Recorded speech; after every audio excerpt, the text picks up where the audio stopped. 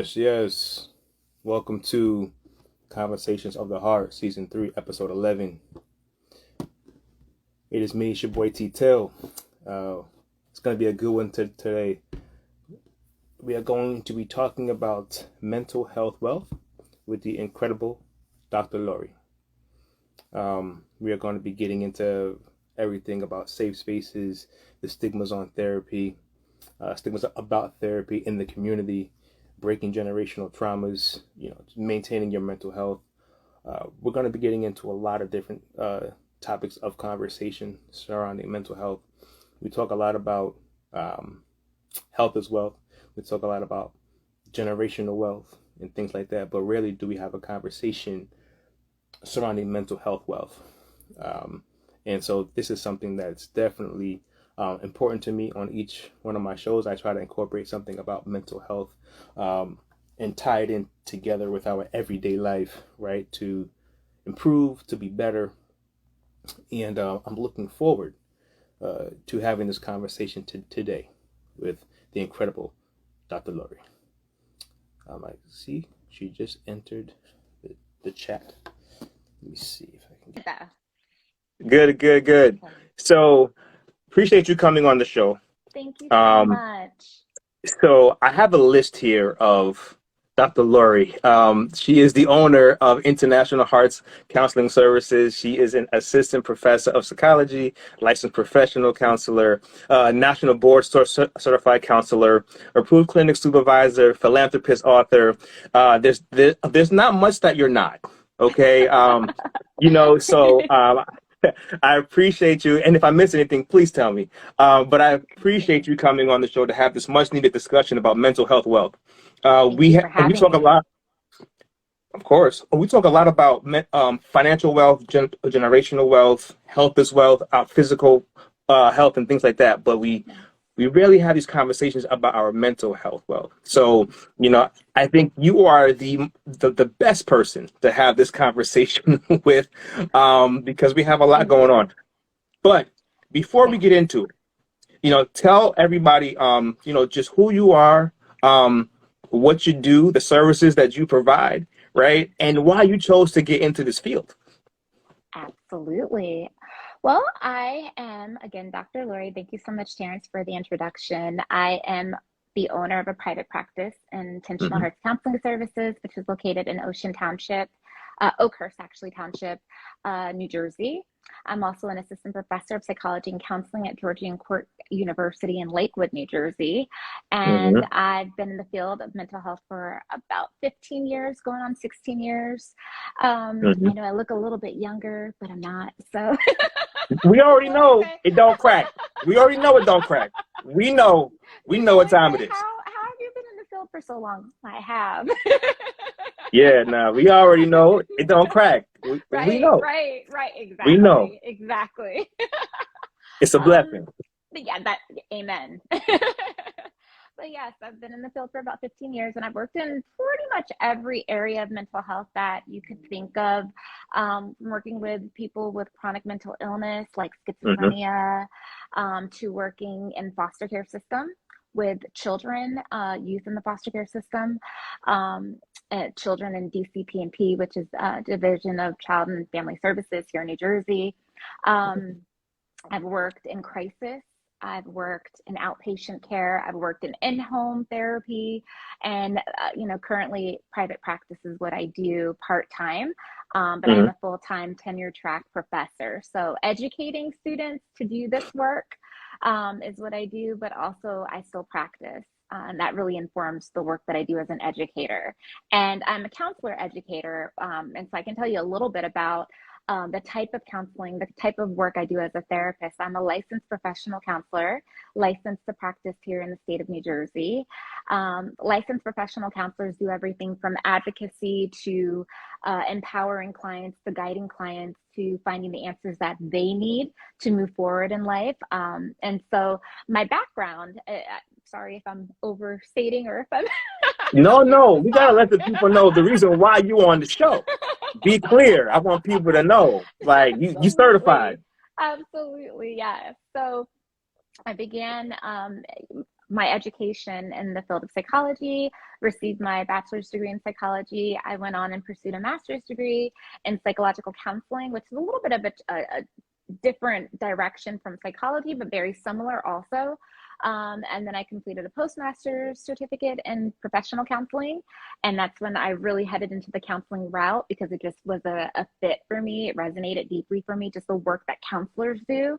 I went on to pursue a PhD in counseling from Bethea University in Miami, Florida, with a specialization in marital, and family counseling. So that's another area of interest that I have, working with couples and families, and helping to support and encourage and enhance their lives and their dynamics. So that's Wow. something that I also do. And in my practice, I have treated a majority of people dealing with different array of mental illness, but currently in my practice I work with women, and we work with women's issues, and just helping them get to a place in life where they feel like they're reaching their optimal level.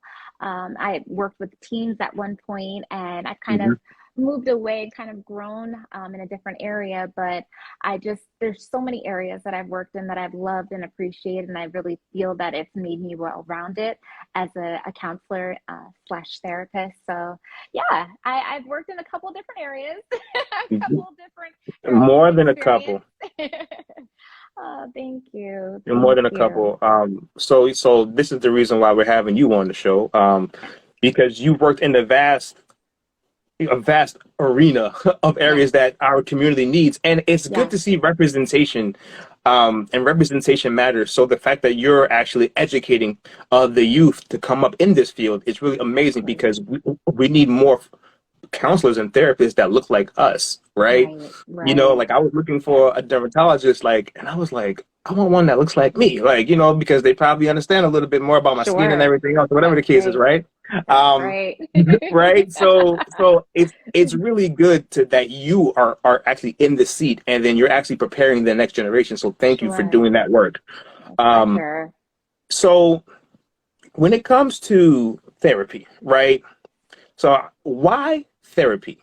I know why. I think I know why, but I want to hear Okay. your reason why. Why therapy? Absolutely. So, why do you, the Yeah, question is, why yeah, do why, yeah, people, why yeah. would they choose Why would you therapy? want to choose therapy? Because there's stigmas around Absolutely. therapy. There's Yes, stigmas around therapy, and we're gonna get to that in a moment. But why should you go? Why should you take the step to go? absolutely. Well, I'm going to try to make this without making it an hour long, but I can Listen, go into listen, we can detail go. about it. No, listen, we can go. I'll try to keep this short and really sweet because it is going to be the best degree of self care that you can give yourself. Therapy, counseling, whatever you want to call it, psychotherapy, all many different terms for one thing, will allow an individual to really identify what's going on within them, but also to have an objective person who's not a part of your life provide a way for you to gain introspection so that you can move forward. It's important to see someone who is educated and who has knowledge and insight that can also provide an objective opinion. They're not involved in your life, so it's different than talking to your mother. It's different than talking to your best friend. It's different than Hmm. talking to your spouse or your girlfriend or your boyfriend or whoever. This Hmm. is someone who has no tie to you, but they're there to assist Hmm. you and help you. And Right. so, like I said, it's the best thing that a person can do to really care for themselves, to really show themselves that they're worth the time, they're worth the effort, to really Hmm. find out what's going on with them. What's going on? What do we need to do to work on, maybe fixing a couple of things, maybe changing a couple of things so that we can move forward and we can be better in life. Mm. Wow. Absolutely. It's for me. I think therapy is something that it gives you accountability to. So Yes. sometimes you go to your friends to vent, right? You go Mm-hmm. to your mom to vent, and everybody's going to tell you what, probably not everybody, but a lot of people tell you Right. what you want to hear, right? Right. Um, Exactly. but a lot of times, Exactly. like when you go to an unbiased person, Yes. they they'll put the mirror in front of you and say, "Hey, man, this is you, bro. Or this is you, Exactly. sis. Like you Exactly. need to make." changes for yourself Right. and strategize about doing those things, right? Exactly. It's like it's not quite the same, but if you go to a fitness trainer, Right. right, they're gonna go to you and say, we're gonna put you on the scale. Yes. And that number is you. That number on the Right. scale is you. Whether you like it Exactly. or whether you don't, this is what Exactly. it is. That's But right. we can formulate a plan for you to begin the work. So that you can start Exactly. getting to the goals that you want to get to, right? Exactly. And people Exactly. do that all the time, which is great because you're supposed to be physically healthy, right? Sure. But when it comes to your mental health, for some Mm-hmm. strange reason, there's stigmas going around, oh, I'm not, oh, I don't want to be labeled. I don't want to Mm-hmm. be diagnosed. I don't want them to Mm-hmm. put me on medication. I Sure. don't, I'm not crazy. All Right. these terms and Right. all of these things, right, Yeah. begin to just pop out, especially and I can't speak for I can't speak for other people, but I know Right. especially in the Black community, there's a Sure. lot of stigmas around mental health, Mm-hmm. therapy, things like Mm-hmm. that. They'll say, hey, listen, what happens in this house stays in this house. Shh, be Yes. quiet, right? Just keep it in Exactly. house, right? But then what happens is Exactly. you guys have a family unit. This It's dysfunctional. Then Yeah. it doesn't stay in the house. You have kids, Exactly. and then you Yeah. pass it on to the kids, and then they go create new houses, Right. right? And they pass on dysfunction to dysfunction and Exactly. Yep. generation to generation. So it doesn't stay in the house. And that's why Exactly. it never made sense Exactly. to me that, oh, be quiet, keep everything in the house, right? And Yeah. then most of Yeah. us were brought up, a lot of us were also brought up in religious households too. Mm-hmm. Don't say Exactly. anything, talk to the bishop, talk to the pastor, just Mm-hmm. pray about it, be quiet, Mm-hmm. don't say nothing, just talk to God about it. If you're still going through it, Exactly. you're not praying enough, you're not doing this enough, Exactly. you're not fasting enough, you're not Yeah. tithing enough. Everything is like, it's you not enough, right? Exactly.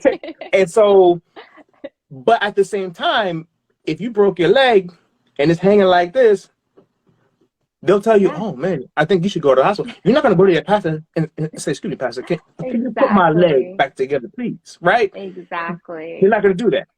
But for some reason, when it comes to this whole mental health thing, it's Yeah. no. Yeah, There's always a absolutely. stigma around it, right? Yeah.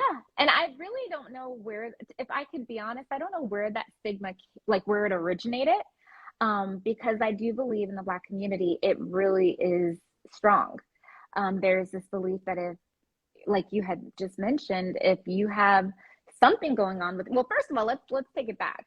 Mm-hmm. If you go to therapy, you are quote unquote crazy. I don't know where that came from. Therapy, first of all, I don't like the term crazy at all. Exactly. Me That either. is not an appropriate term to use, and we need to get Nope. rid of it. We need to dismantle that, because Mm-hmm. mental illness is real. And as you stated, it's just like having diabetes, it's just like having any other type of medical condition. It's a disorder that people experience, and it's real. And so we Mm-hmm. have to get this out of our minds that because it's up here and people can't actually physically see it, that it doesn't exist, you Mm. know. And so, talking about this whole idea of, if you go to, a counselor or a therapist, first of all, as you mentioned, I wanted to piggyback just for a moment. Yeah. You mentioned about secrets in households, and it's the same thing about seeing a therapist. If I go to see a therapist, then now I'm going to expose all my truths, all my secrets, all of the things that I don't want anyone to know. And because of that, exactly what you just stated, because of that mindset, children are taught this. We don't talk about our business outside of the household. So as people become older and they, get to be adults, they hold on to that narrative. Okay, my mother, my father told me we don't talk or share our business outside of the household. I'm not going to talk to a therapist and share my business with someone. This is Mm-hmm. private. And so they suffer silently. People suffer Mm. silently, All the time. and they don't have to. But Mm. the mindset, it's the Mm. mindset, it's the cognition surrounding mental health and mental health treatment. And to be honest, you don't even have to have an actual diagnosis to come to therapy. In terms of, let me kind of reframe.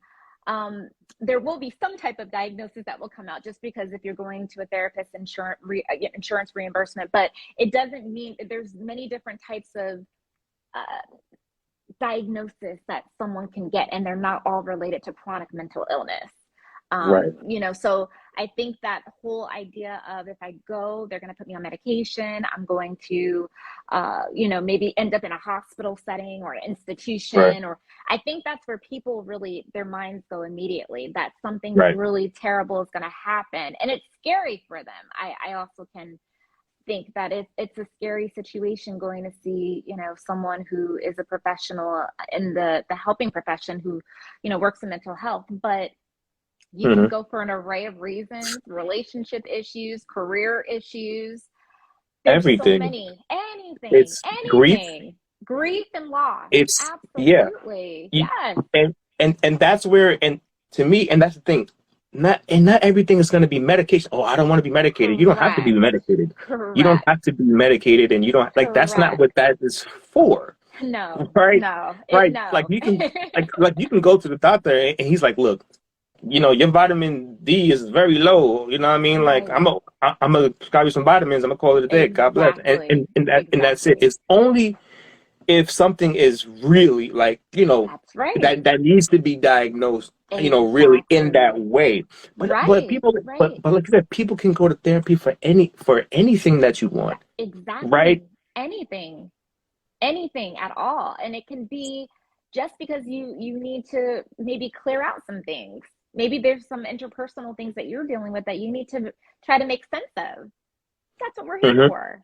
We're here And to figure this out. exactly, and me being a coach, what I like to tell my clients is, listen, I'm here to deal with your future as a life Yeah. coach. I'm here to Yeah. put you on a path for the future, right? Yeah. About your goals Yeah. and what you set up for the future. But Absolutely. there are things that I'm hearing Exactly. that you need additional, That's right. that you should probably talk to a professional about That's this, right. Exactly. right? And Exactly. therefore you can get the assistance you need to unpack the things that Hmm. are happening in your past so that you can Exactly. have the future that you want with Correct. that we're building for you. But Correct. if we're building this future for you for your goals, Right. but you haven't unpacked your past, you're gonna have a lot of things living in your head rent It, free. And exactly. it's gonna block your future in a lot of different ways, whether in relationship, Yep. business, family, because Yep. you can't operate fully because you haven't unpacked the things that you need to unpack, and you're feeling heavy all the Exactly. time. You're feeling full, like you're feeling just Absolutely. always ready, like whether it be anger Yeah. or grief, whatever that is, you're carrying it, and it's heavy, and it's Exactly.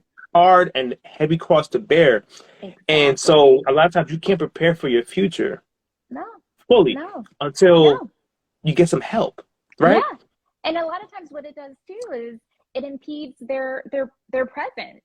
So where they are right now, it's like you're wondering why you're stagnated and you can't move forward. It's because you have all of this weight on. I tell a lot of my clients a lot of the time, I use the metaphor from Erica Badu's Bag Lady, and I say, that song is so metaphoric, and it's so true. Like, you're carrying all these bags, all of this weight is on your shoulders. You're holding it and you're dragging it and you're carrying it into your future, but the bags are just building. They're not going away. You're just adding to it. They're multiplying. So imagine, like, look at that as all of the stuff that you're carrying, Hmm. and you're taking it with you everywhere you go until you release it. Listen, You don't have to. you, you're 100% right. I always say baggage is expensive. You better ask the airline Mhm. companies. You better travel light. Exactly. You Exactly. better travel light, because if it's over 50 pounds, you're gonna pay, That's right? right. Like, you know what I mean? So, Exactly. Exactly. it's heavy. Hmm. And I think that even especially in our community, and I think that Yeah. women, I believe that women have done an amazing job Yeah. at being expressive, Sure. um, Sure. unpacking traumas, Yeah. open to going to therapy, Yeah. but then being expressive even from a young child, because they were always taught to express themselves. Crying is okay, Yeah. right?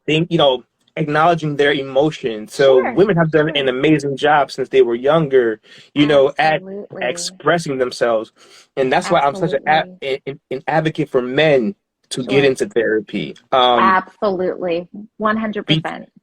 because for us, everybody's talking about, oh, we need healthy relationships, we need healthy Yeah. this, and we need healthy communities. And I'm like, yeah, but Yeah. that's great.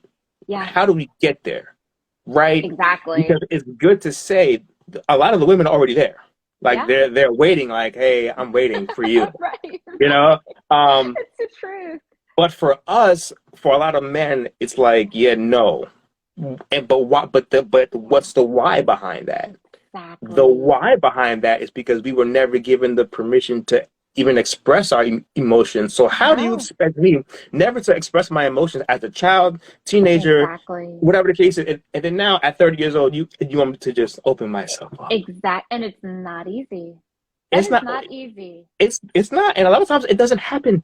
No. Period. No. So, Especially in the Black community, because oh, there, there's just a whole nother discussion that can come from that, especially when we talk about masculinity and we just talk about generally in society, boys don't cry. You know, that's one of the phrases that's used quite often. And, you know, hmm we put these labels on what it is, what it means to be a male in society, but then you throw on being a black male in society. And so there's so many layers to it. And so, how do we expect Black men to ever truly open up when we don't invite that or encourage it? We don't encourage it. mm. We don't encourage it, and that's Mm-hmm. why I think just trying to navigate these conversations to begin to get more men into therapy, so that Sure. now in turn, now when we start having families and going Yeah. forward, now Yeah. we have more of a structure that we're more communicative. Now we can That's express right. emotions in a healthy way, because That's normally for right. men the only acceptable emotion that we can show is anger, Yeah. but then we're black, Absolutely. but then we get crucified for it too. So Exactly. so Absolutely.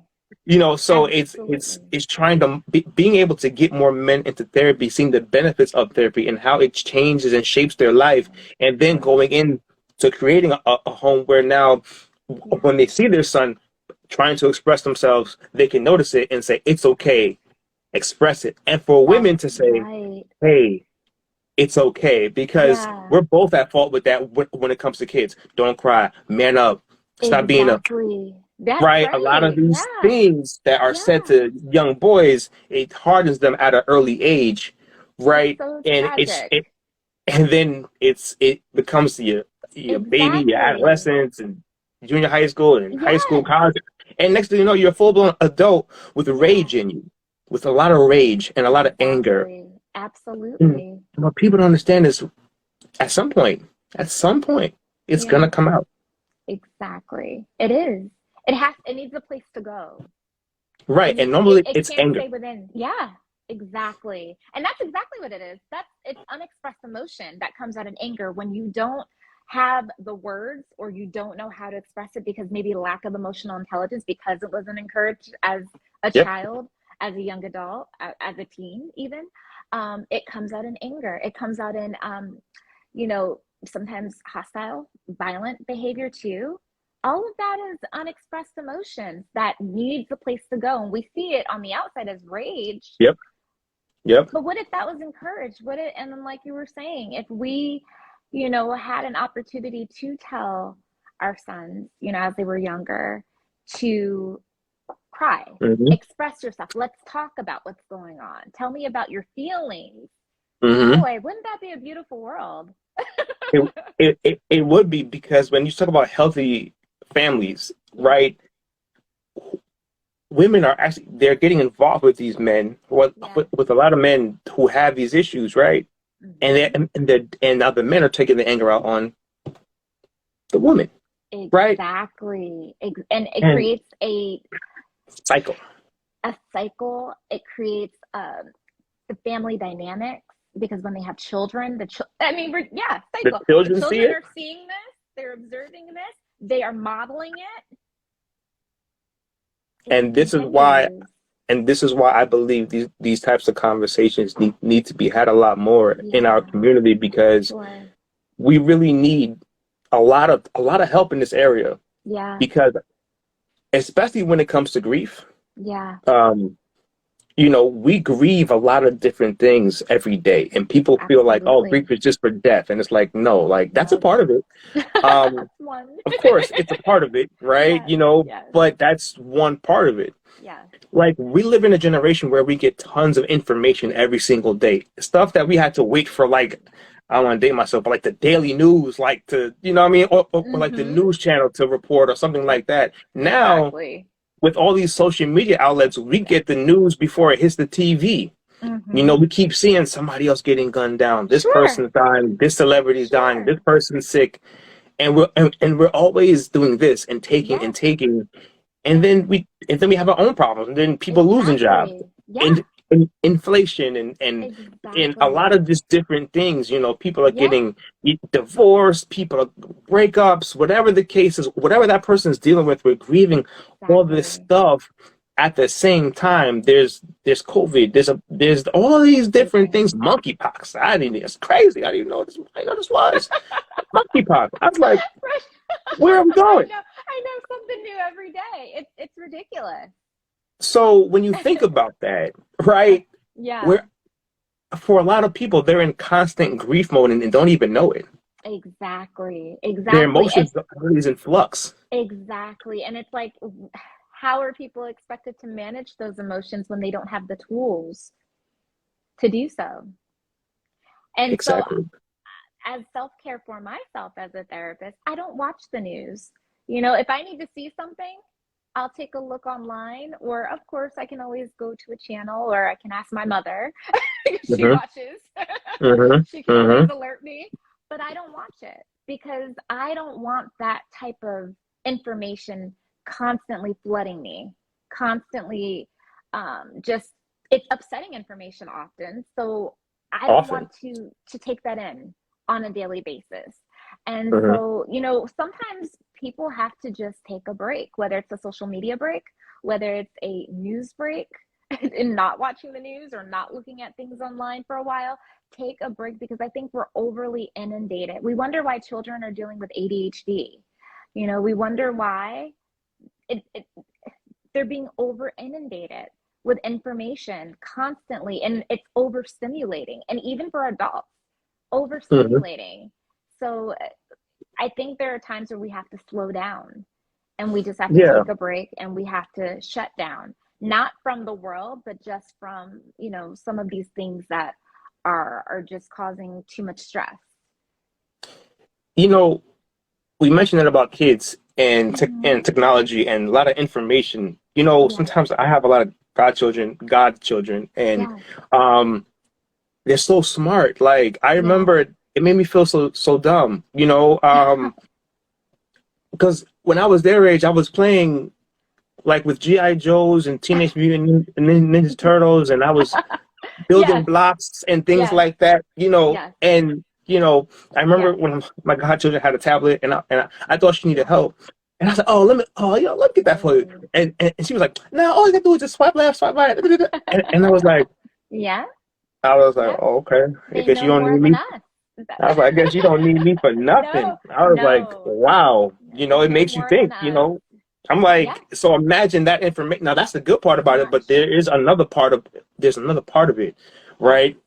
yes, That can make them have, a lot of information sometimes is exactly. not It's not always good, good. No, no. right? Because the same thing that we're watching and seeing online, and the information, like going back to what you were stating about the news and just being inundated with, you know, terrible news, really graphic news, they're Mm-hmm. also receiving that same information. It's very easy for them to, uh, you know, find it displayed on their tablets or their Mm-hmm. cell phones or their computers. It's very easy to gain access to that. So they're experiencing it very similarly to adults, and they shouldn't. It's too much. And Wow. they don't even know how to process that information like Wow. adults might be able to. Again, adults still have difficulty processing, but imagine a child trying to Mm-hmm. process that and make sense of what's going on. Kind of talking, I just finished teaching a crisis intervention class for the summer. Mm. And one of the things that came up was the school shooting in Texas. And so I'm thinking about children having to go back to school in the fall, gaining this information. And of course, this is not something new that we've Right. experienced, but for a child, It's different it's a, times. yes, yes, it Wow. really is. So there's So so many layers. I mean, it's crazy how many layers that we can go down here. And Yes. speaking of, like, with children, Hmm. being a therapist, like, how early do you think a child or families should go together for counseling? Yes. That's debatable. But Hmm. I've Yeah. honestly seen children as young as 3.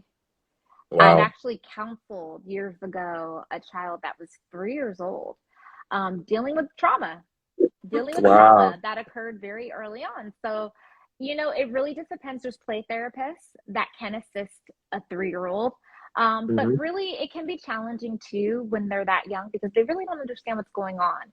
But Right. especially, let's say it's a Division of Children and Family Service type of case where a court has ordered or mandated counseling for the family and the child.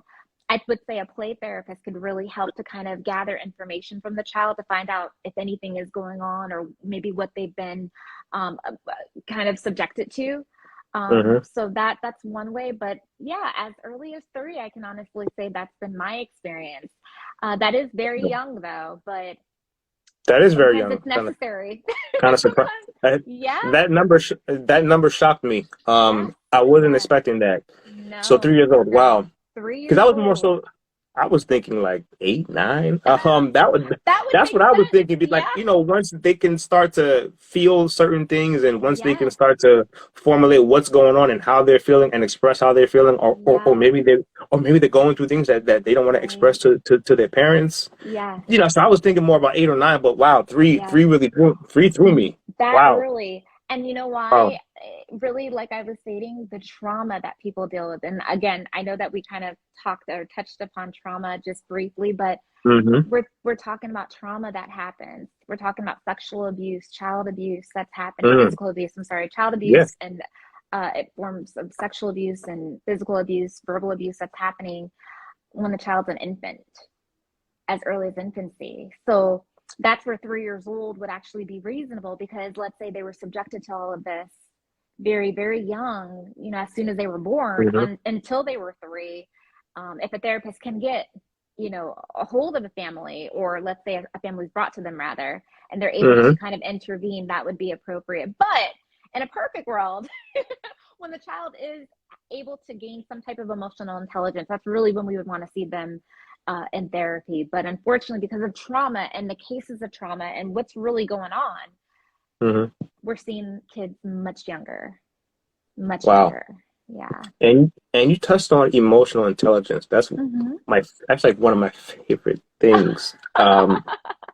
Yeah. Because emotional intelligence to me is one of the best traits that you could ever have. Like Yes. emotional intelligence, like, because it goes along with everything in life, Yeah. right? Yes. How to speak to people, right? How to manage your own emotions, right? And how to manage Exactly.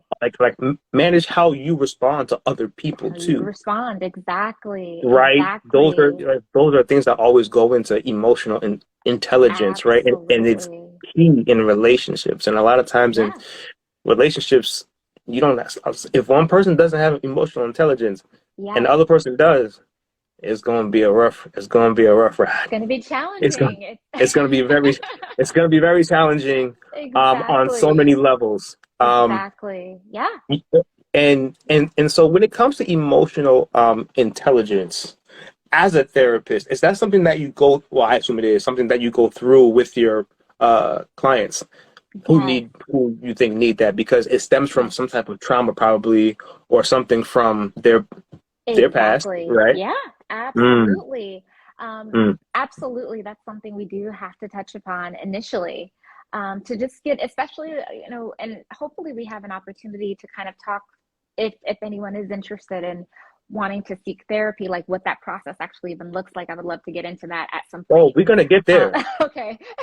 We're gonna get I won't there. I won't jump ahead, but really at the intake appointment, that's when I would try to figure out or make sense of what their emotional intelligence is, Hmm. and where they're at with it. And Often when we talk about cases of trauma and where a person's been abused, it's very, very low, as you were just stating. And people go on, they get in relationships, they have children, and now we're talking about that cycle again happening, because they're passing this on, or Mm-hmm. they're limiting what they can provide to their family, what they can provide to their children because they're lacking in their own emotional intelligence. So that is something I do try to assess at the very beginning, so that if we need to work through helping you develop it as an adult, that's what we have to do.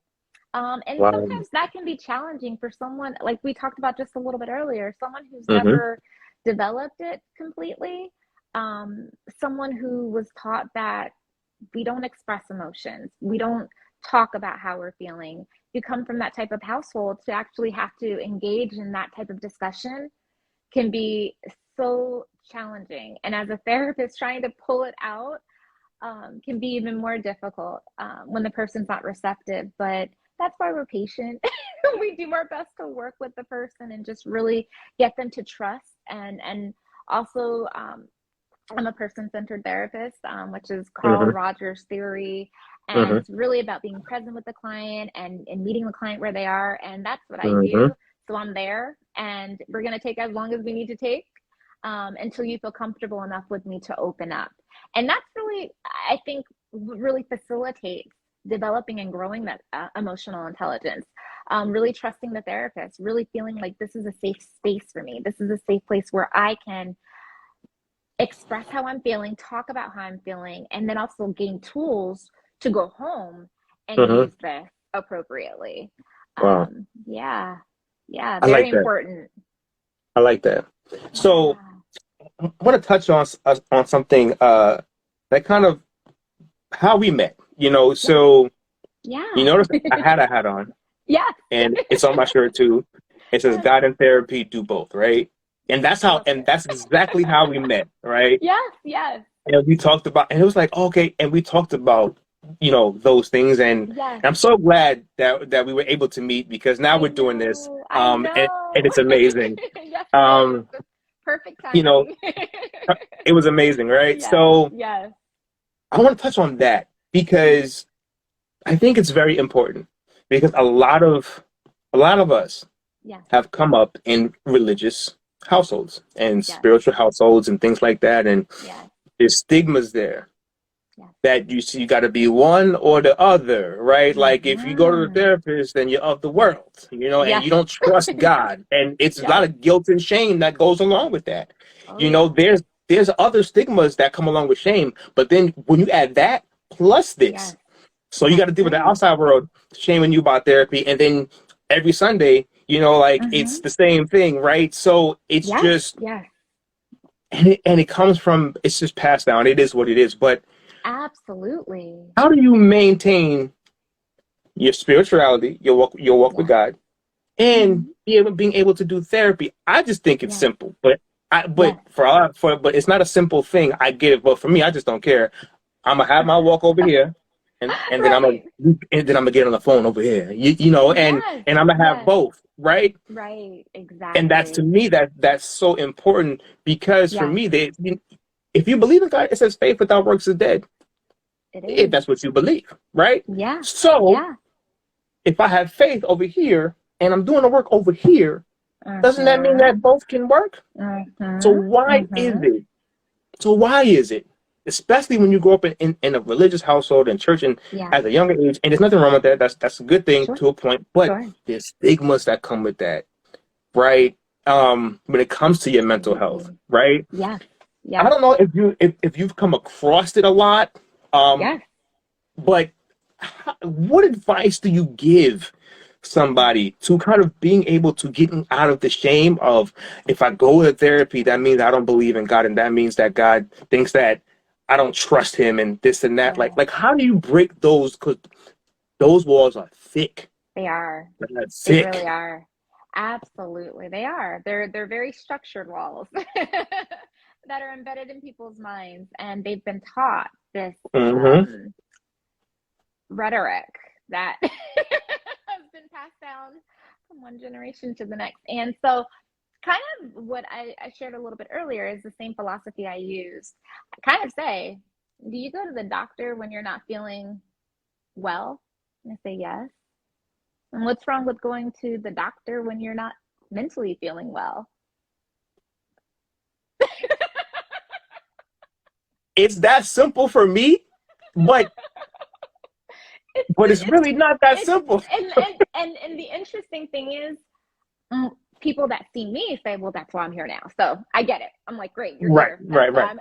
But for people who don't go, it's interesting because, again, it goes back to this narrative that people are carrying about mental illness, and Mm, that you are quote unquote crazy if you see a therapist, or if something's going on, with you, that something is really, it's not worth talking to. You have to figure it out on your own. You have to pray it away. And this is, I think it's just, that right there. That right there. What you just said right there. You gotta you have to pray pray it it away away. or go talk to the pastor and let him Yes, pray over you. yes. And the thing with that is you're limiting yourself to your growth potential, because the pastor, bishop, reverend can only take you but so far, because they're not trained to handle certain areas, unless they receive training. Some have, and that's Hmm. wonderful, but some have to refer out, which is really appropriate and great. But the idea that it's a separation, Yep. for me, I'm a Christian. I'm a therapist. I'm a Christian. The Mm. only reason I do what I do is because of God.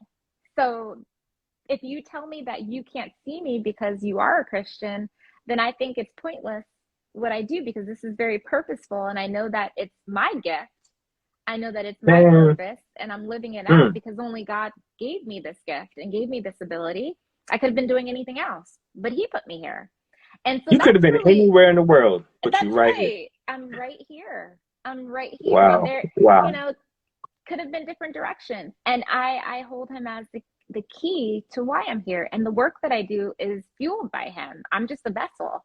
So, that's really how I view it. And so if someone were to question, I can't see you because this is, like you said, being in the world, and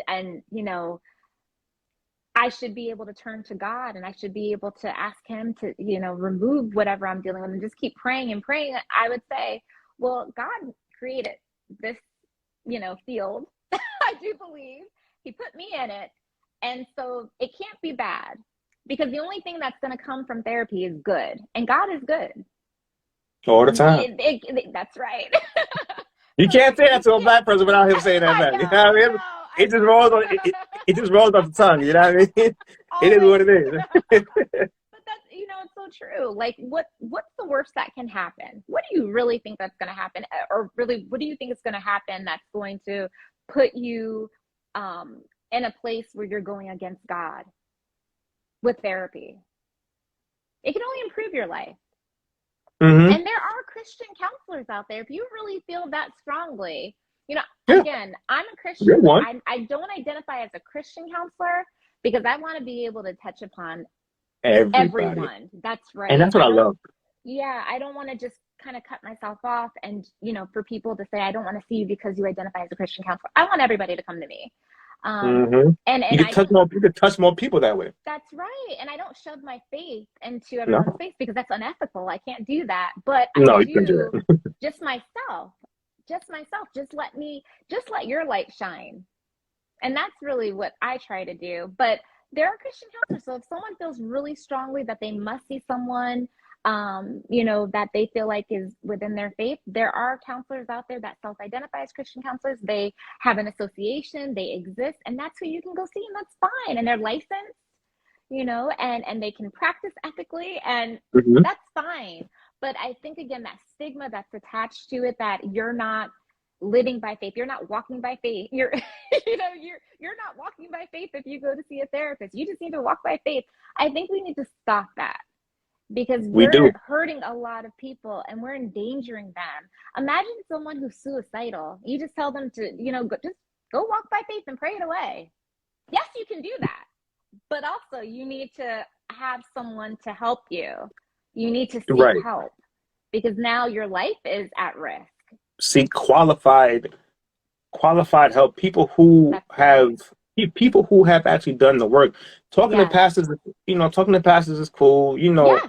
Yes. I'm not necessarily a fan of it per se, but nevertheless, if that's what you want to do, that's fine. But here's the thing. Sure. Sure. Also, get somebody qualified that can help you with Exactly. depression, That's who's a right. trained professional to walk you That's through right. depression, to walk you through anxiety or whatever the things Exactly. that's going on in your life, that is a Exactly. professional that can actually help you go through those things, break it down for you, and help you Exactly. unpack those things. Yes, praying for you, Exactly. yes, Right. no problem. But also Exactly. get with somebody who is qualified to That's right. help you. Yes. Because you would not go to your bishop if your arm is hanging off like this and say, please put it back together. True. Please put it back True. together. Just pray it away. Because Exactly. guess What would the what? bishop do? He would do what? I'm telling you, people like that, yeah, no, I'll pray for you at That's the right. hospital. But like, you need to go to the Exactly. hospital. Just let me know what room you in, and I'll bring my Bible, and I'm gonna come in there, and we're gonna work it out. Exactly. You know, but he gonna say, Exactly. get up, you better get up out of here with that. You know what I'm That's saying? Like, right. That's because right. but why? It's Yeah. because he's not qualified No. to put it back together. He's not qualified to take Exactly. care of it. He's not qualified to diagnose. He's not qualified to Exactly. do any of that. That's right. Right. That's But right. the problem is not if you just pray it away. You know what's going to Yeah. happen to the arm? It's going to Yeah. get infected There you and it's go. going to spread. Exactly. This is the same thing Exactly. that happens with mental health Yep. if you don't take care of it. Right. Exactly. Yes. Because then at some point Yes. you become very delusional to your own mental health. That's the other thing. It becomes a norm. It It's becomes a normal. norm. This is okay. It's okay to be And ill. To be ill. You're walking around correct. with an illness and you don't have to. I don't want to say you don't have to. Some people have chronic mental illness that, yes, it Yes. will exist, but they can Yes. have tools to manage it. Right. Just like people Correct. take medication to manage, again, I'll Their use ailments. diabetes. That's right. Right. That's Right. right. Hypertension, you take medication to manage it. If you have chronic depression or you have bipolar disorder that you're experiencing symptoms and it's severe, you're going to need something to help you manage it. Why suffer in silence? Why walk around feeling horrible every day when you don't have to? Right. When they can go see somebody like you who is qualified, Right. certified, Yeah. has degrees, PhDs. She teaches this. She teaches now. You know what I'm Yeah. saying? So these are the type of people that we need to get to, who actually look Right. like us That's and who right. understand us, right? So Right. I'm glad that you said that, because if with you being a Christian, Yeah. right, that means a lot, because therefore, if you're a Christian and Yes. you're a therapist, that means you believe in therapy and you Yes. believe in God. And That's right. two of those worlds can exist, They can. right? They can. And you can do both, and you can Yes. still be a Christian. You're not gonna be no backslider No. if you go to therapy. Like, Not you're at gonna be all. okay. Yeah. You're gonna be all right, That's right. and get the help you need. It doesn't mean that you're not a man or woman of faith. It doesn't mean Exactly. that. No, It it just it, doesn't. it, it just means that you have faith, Yeah. and now you're putting the work in You're doing on the work. yourself, right? Exactly. And sometimes all you got to Absolutely. do is pray to God to send you the right therapist, There you go. And he just like you will. do for the Yeah. doctors or for the Yes. surgeons or whatever it is that you got going on, or That's the right right. job opportunity. Oh Lord, That's give me the right right. job opportunity. But when it comes to mental health, no, I can't do that. Right? Exactly. Exactly. That's the truth. And he will guide. He will show you who you need, who's going to be that vessel to help you find the answers that you need. And that's probably, I think, the biggest thing that people don't realize, that therapy and God do go hand in hand, just like you said. And they don't have to be two separate entities, they can work together. Because, like I said, again, I'm here. I do this. I've been doing this for almost 16 years, and I plan on doing it for another 60, 70, 80, if I can, God willing.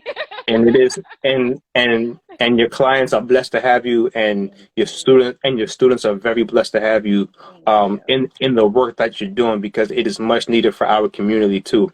Especially, Mhm. it's like I always say, representation does matter, and you're a Yes. great representation of what it looks like, to be a Thank therapist in you. the community, spiritual, and a therapist, and you're doing both. You're walking in it. So Thank that's you. really amazing. So when it Thank comes you. to triggers, another one of my Yes. favorite topics. Yes. So recognizing and responding to triggers, right? Hmm. As a person that is counseling Yes. consistently, Hmm. we are always responding to triggers Yes. that we may not know of. Right. And so how first question is, Hmm. how do you get your clients Hmm. to recognize their Hmm. own triggers? Because that to me that's so Yeah. important for us to know what our triggers, to recognize our triggers, know what they are, Yeah. so that now we can respond to them accordingly. But Sure. what do you say about triggers, and about Yeah. recognizing those triggers and learning how to recognize when you are being triggered? Yeah. Well, one of the things that I can actually say is that when we talk about triggers, no, people don't often identify what's triggering them. They're just, like you said, responding. And what that response is maladaptive behavior. And so, what that maladaptive behavior is, then maybe acting out in a way that is contrary to how maybe they feel in the moment. Maybe they're reacting or overreacting. Maybe they're hostile, we talked about a little bit earlier, or aggressive, angry. Um, that maladaptive behavior is not progressing. And that's something that I kind of have a conversation with my clients about, like this behavior or this reaction. Well, let's talk about why you reacted that way. Well, I was just mad. Well, step back. Why? We have to really go back and assess, why did you respond? Why did you act out or behave? Because it often, that response to a trigger is not positive. It's not a good response often. It's maladaptive. It's something that's not helping you. It's not Mm-hmm. it's just not a positive response. So we have to go back and we have to try to figure out, and it's like putting puzzle pieces together. Chicken or egg, what came first? And we have to figure out really what that causation was. And sometimes that trigger wasn't necessarily your son or daughter, throwing, I don't know, dropping the milk on the floor. It wasn't that. It might have been something that happened when you were 4 or 5 or 6 or 7, that your mom responded to you in a way, or your dad responded to you in a way, or something happened to you, and that could be triggering or bringing something up. And it's interesting because it could be anything that can Mm, trigger, something from the past.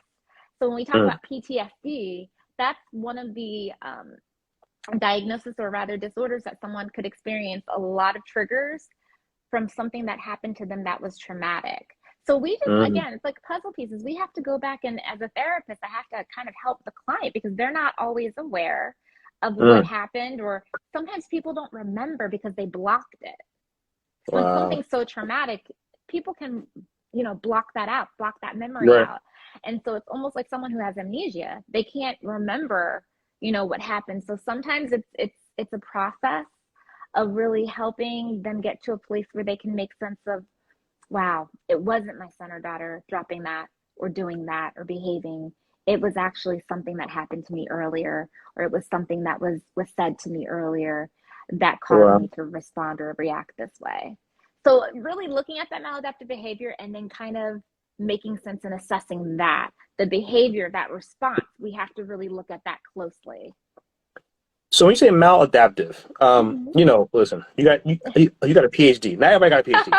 That was a PhD word. For people who don't know what that is, No problem. just expound on that a little bit, because people might be like, oh, No mal what, problem. adaptive, malpractice, okay, or oh, maladaptive. All right. So what is that? So what is, explain a little bit what that is? So, in a very short, easy way of understanding, maladaptive is any type of behavior that can be harmful, can be unhelpful, can be negative, and you're reacting Mm, this way.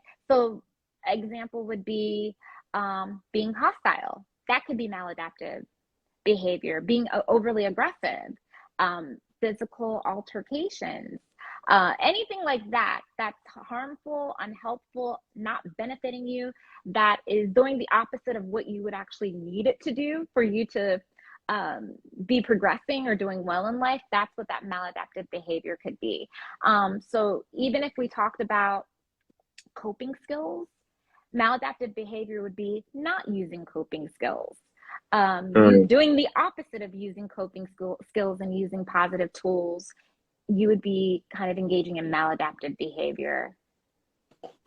Thank you. You're Appreciate welcome. appreciate that No clarification. I caught worries. that, and I was like, yes, I don't know. Some people No, not gonna know what that no is. worries. No worries. Sorry about that. No, no, of course not. No, no, it's really good. It's really good to know that. So when it comes to, for us in the community, we talked a little bit about it earlier, just about how, women, a lot of times they have, they're great at expressing themselves, Sure. getting it out, sometimes not in a healthy way, but they get it out, right? Yes. But when it comes to your friends, your family, your spouses, how important is it for us to begin to really give people safe spaces? And I mean that in the sense of really have a safe space and mean it. Not like, oh yeah, you can always come and talk to me, then yeah, no, I can't get you on the phone. I mean, how can we start cultivating real life Yeah. like safe spaces for our people and not to the detriment of our own mental health? I Right. just mean, how can we really begin to say, hey, listen, you do have a safe space here, Yeah. and that's welcomed, right? And it doesn't matter what you say, what you Yeah. tell me, right? Like, Exactly. as long as you get it out, because I always say, what's the point of being able to party with your friends? You go Sure. drinking with your friends, you vacation with your friends, all Right. these things, but they're suffering in silence. And then, Yeah. God forbid, something happens to them. You go like, I was just out with them like the other Yeah. day, like Yeah. they look so happy, like we were all Right. popping bottles and drinking and on Yeah. vacation and or whatever that is. Yeah. I had no clue, Absolutely. right? Absolutely. Yeah. Um, how do we begin to give our friends and families and spouses safe spaces? It's I just feel like it's so necessary. Yeah. I give all of my friends safe spaces. They already know. I get calls all the time. Like I have to Yeah. sometimes turn my phone on silent. I was like, all right, cool. I just need time for you. But I'd rather them call me and talk to me Sure. than me look at Sure. them in a casket. Yeah. That's my thing. Exactly. You know what I'm saying? Exactly. It's so Yeah. important. That is so Hmm. important. I think that we have to just having conversations, number one, just dialogue. Just dialogue. It doesn't even that safe space, I think sometimes we think that it has to be more um, extensive than it needs to be. It's Right. literally come talk to me. Like let's literally talk just, if you need me to listen and not say anything, I can do that. This is a judgment free zone. Just listen. Sometimes people just need someone to listen. Now, with therapy, it's a little different because we Right. say, you know, you're going to come in, of course, I'm going to listen, but we're also going to do some work. So Yeah.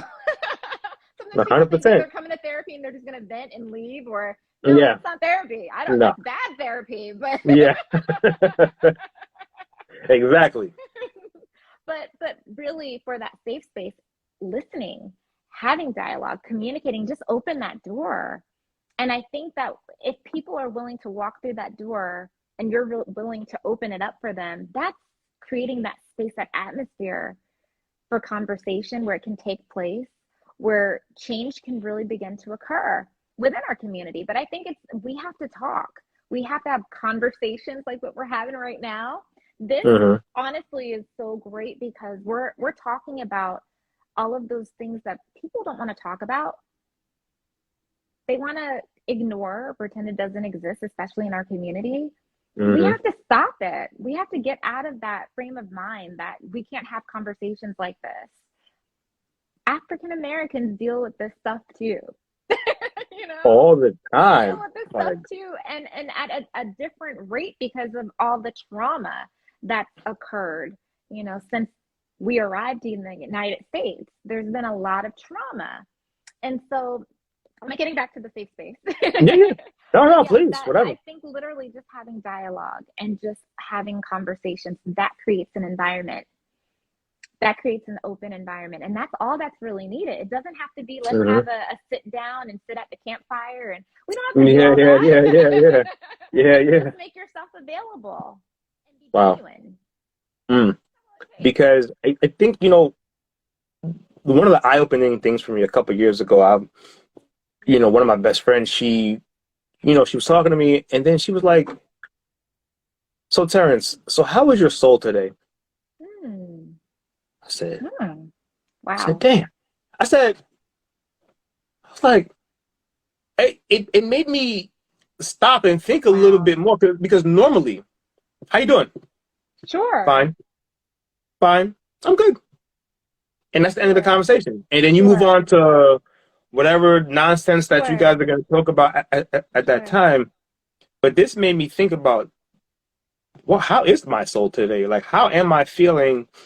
And Yeah. then That's it great. sparked something in me, and I said, man, you gotta stop asking generic questions, right? Exactly. That Exactly. right, like that doesn't make us Exactly. think. That makes us No. robotic. Like, oh, how you doing? Fine. Next, and then you guys keep going, but no, but I'm not fine.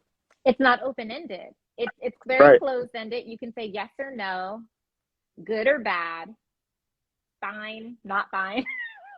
You're not expounding on anything.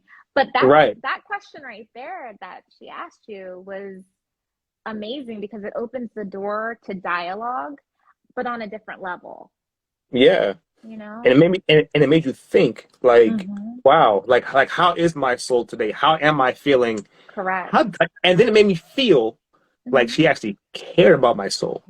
And that's the other thing. Exactly. Not Yeah, just, oh, how was the day? How was work? That's like normal exactly. question. But when she It hit me with is. the, how is your soul? Like, how are you doing? How's your soul today? I said, man, Exactly. I was thinking like, man, how is my soul today? I said, I don't, wow. And it made me feel different. And then we Exactly. opened up about a lot more things. And I'm like, well, Yeah, maybe I've been going through this and that, like whatever. But like, we're so trained to just say, I'm good. I'm straight. exactly. I'm good. Exactly. That that's Yeah, that, but that comes with that robotic question of just how you exactly. just how you're doing, right? Absolutely. So I think Absolutely. like switching Yeah, it up sometimes on your people can kind of like, oh, well, let me stop and sure. think about that because now I might have to give a Absolutely. different response, Yeah, right? absolutely. And just digging from there, digging a little deeper Deep and diving. probing. That's right. Hmm. And just really, when someone asks a question like that, it, like you said, they care and they really want to know. They really want to know how about your well-being. How are you doing? Are you sure you're okay? What's going Exactly. on? Those are Exactly. the questions that show that someone cares and that they're genuine. And that's what we do need to have more of. So you're right. It is about the way that we interrogate and we ask questions. It's about the genuineness also behind those questions. And it's just the open door for the dialogue, for the conversation to take place. I think it Hmm. makes a big difference because it's not pass and go. It's Right. literally let's talk. Especially for men, like is those are the type of Hmm. questions that hit different because it Yeah, hits us differently. Like with women, yeah, sometimes it's like I from first, oh, yo, how you doing? yeah. Terrence, you won't believe. And I'm just like, okay, so it's gonna be one of those. All right, Exactly. okay. But Exactly. with men, it's like, yo, how you doing? Straight, I'm good. Straight, Exactly. I'm Yeah. good. I'm always good. You know what I mean? But deep down inside, you crying. Deep down inside, you're angry. Deep down inside, you're Mhm. discouraged, Mhm. right? A lot. So asking different questions to All people of can that. actually hit them a little different and say, wow, like this person asking me because they actually really care. Exactly. And most men feel like they're not really cared about, No. like except for what they No. can bring, or like, or if they're at a party, or if Exactly. they're at this, and it's like, oh, look at Exactly. me, I'm this, and that's when Yeah. they feel the most cared for. But deep down Sure. inside, they're broken, right? Exactly. And Um, carrying those bags, just like the bag lady. carrying, yep, carrying those Yeah. bags, Yeah. right, and but appearing to be Mhm. amazing on the Sure. outside. And you might Sure. be in the best of shapes. You might have all the muscle or whatever that is, the Mhm. money too. Yeah. But inwardly, you Yeah. could be crumbling and nobody around you would know. because they only Exactly. can care about what you bring to the table, right? Exactly. And those are the And that's individuals that are battling oh, suicidal ideation exactly. oftentimes. Wow, wow, wow, wow. Yeah. That's wow. And so, like, Yeah. you really have to check on your strong friends. And two, Yes. that's the other Yes, you thing. do. People like Appearance. you, people, nah, no, people Appearance. who are in the field, Yeah. who are doing work, because Yeah. a lot of people who do this work, whether it be therapists or coaches or whatever the case is, they have their empaths. They have empathy. Yeah. Like they really take on a lot of Yeah. people's stuff, Yeah. Not right? good. Not It's good. not, Yeah. Not but that's why good. people say check on those friends because Right. they need it too. Hmm. Because truth be Yeah. told, and I'm just speaking from experience, just from me personally, Yeah. like being younger and being an empath and just having a lot of empathy for people and just wanting to help all the time, Sure. it gave me a Superman complex. And it gave me this thing that I could take on anything and everyone's stuff. Right. No. And I was like, yo, listen, man. I was like, God never give me more than I could bear. Put it Mm. on me. I'm here. Like, and I would carry that type of Hmm. Superman complex, like where I'm just flying in to save everybody's day. And Yeah. so like until it hit a point like my body was starting to break down a lot with just different Yeah. things and different ailments and Mm-hmm. and Mm-hmm. and just and you thinking Right. about all the things that you've carried from Yes. not just you, your family, but then also everybody else's stuff that you're trying to fix and that you're Exactly. just piling on. And everybody's like, man, Exactly. Terrence is like Mr. Fix It. He could do all this stuff. And then I had to learn Yes. to turn it off. There you go. You've got it. I had to learn how to turn that thing off because Exactly. it was doing me like I would get calls 2, 3, 4 in the morning. Like it would wake up my like interrupt different times of my sleep like patterns and stuff like that, and I would just be all now like my phone be Yeah. on silent 100% of the times. Um, There you go. like, That's and right. I'm just like, and I'm just like, you know what? I'm not that. I can Mhm. handle a lot, but it doesn't Yeah. mean I'm going to. I And I that's know the what I can key. handle now. There you go. You can't be everything for everyone. And that's why I think Hmm. as a therapist, I feel like this is something I overcame many years ago. It took me time, especially when you're a novice therapist and you're coming up into the field and you think you have to because you're supposed Hmm. to. No. And so, this is year 15 for me and balance. I think I'm the queen of balance. And this is what I try to teach not That's only my amazing. students, but my clients. But it's important because if not, you're not going to be any good for anybody, including yourself, but also you're going to burn out. And that's the end. Once you burn out, you can't do this work anymore. Go find another career because this is not going to be for you. But just as you were saying, I think that's in any field. I think a lot of times people don't set boundaries and they try to take on too much and they try to do everything or be everything for everyone and it's impossible, it's unrealistic as well. And what's going to happen is, okay, if you're not going to experience some degree of mental health from that, like depression or anxiety, your body's going to, because the mind and the body work very much together. I believe in the mind body connection. Yes, Your yes. body's going to suffer. So you're going to have some type of, as you were saying, your body begins to break down. And so if it's not up here, it's going to happen somewhere throughout your body, but it's not worth it at the end of the No, day. I remember even from me Mm-hmm. going through certain things where I was just like, because I'm already a night owl with certain, I know that's not good, but I've been like a night owl since I was younger. I've always just Right. been like a night owl. I've never Yeah. been like a morning person, but I've always been like Okay. I could stay up and do work till like 3 or 4 in the Okay. morning. Oh Like I'm like wow. that Yeah. person. Like Yeah. I get my ideas and I'm like, Yeah. oh yeah, it's like two Let's or three in the figure this morning. I'm just out. like, yeah, like like, but I remember I would burn myself out so much that I would just drop Yeah. asleep for hours. Like I would just drop asleep. Like I would hit my couch and like I don't wake up for like hours. And I'm like, Wow. that's Wow. not good. Right. And I'm like, Right. it just seemed like every once in a while my body Yeah. would say, hey, Yeah. I'm Too done. much. Yeah, too And much. I'll be like, wow, okay, Yeah, so now I'm starting to understand, like you have to absolutely. drop the superhero complex. You got to get rid of that stuff. Because I mean, Mm-hmm. I've been the type of person that I remember being on the phone with my friends at the age of 14, Uh-huh. 15, solving problems since I was that young. Like Yeah, it's always in that yeah, thing. Like yes, I'm gonna yes, solve that. I got you. I'm gonna get that. This is what you need to yes, do. I'm on the phone with people for 2 hours. Like yeah, and it yeah. felt like so. Fast forward, now where I'm in coaching and I'm like, go figure. Like Yeah, like it's what I was doing. When I was absolutely. 15 years old, right? Exactly. um, It's you meant to know, be. yeah, I didn't know that at the time. I thought I was just being nice and helping people, but You were a coach back but then.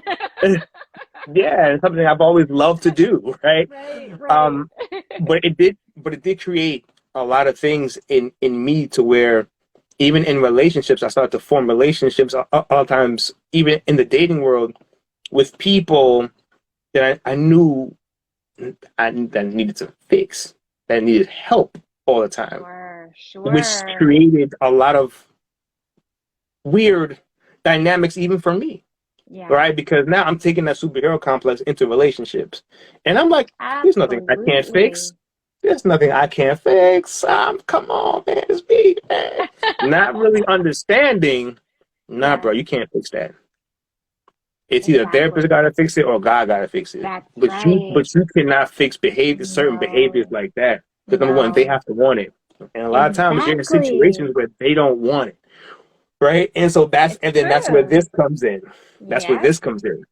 Um, exactly. That's the truth. so, so I say that to say, check on your strong friends and you strong people out there. Hmm. Lose the superhero complex. Like you can't fix Exactly. everything. Nope, let it go. Don't do what I did. Don't do what I did, please. Yeah, I just want to yeah, save y'all the headaches from now. Listen, exactly. because It's true. what you said is true. Your body does react to stress. Your It body does. does react to trauma, It and it does. comes out in a lot of forms in sickness too. Exactly. So An illness, it people does. dying of heart attacks, have brain aneurysms, Yeah, all types of that's stuff. right.